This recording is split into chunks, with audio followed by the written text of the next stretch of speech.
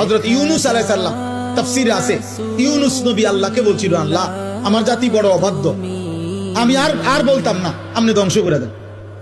তখন তাফসীর আছে ইউনূস আলাইহিস সালামকে আল্লাহ বলছিলেন, ওই যে এখানে একটা লোক মাটি দিয়া মাটির পাত্র বানাইছে অনেকগুলো, তুমি একটু তার কাছে যাও তো।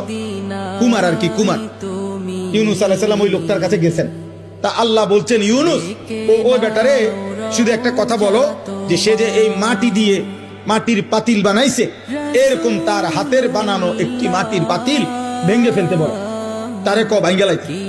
ইউনূস আলাইহিস সালাম বলছে, হে ভাই, আপনি আপনার বানানো এই মাটির পাতিল থেকে একটি পাতিল ভেঙে ফেলেন। তখন ওই কুমার সে বলছে, এই মিয়া, আমার নিজের হাতের বানানো মাটির পাতিল আমি ভাঙবো কেন? বোকা নাকি আমি? কেন ভাঙবো? এত যত্ন করে আমি বানাইছি।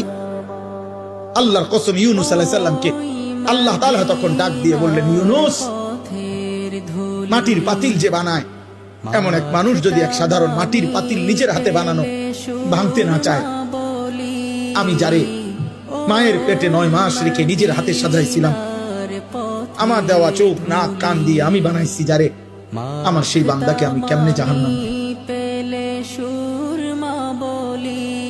আমি ধ্বংস করে দেব কেন? ও যদি তার মাটির পাতিল ভাঙতে না চায়, আমি আমার এমন যত্নে গড়া বান্দাকে জাহান্নাম দেব কেন? ধ্বংস করে দেব কেন? আমি অপেক্ষায় থাকি মাফ করতে। আমার বান্দা কোনদিন যদি 1 ফোঁটা রাত গভীরে চোখের পানি ফেলে, আমি ওরে মাফ করে দেব।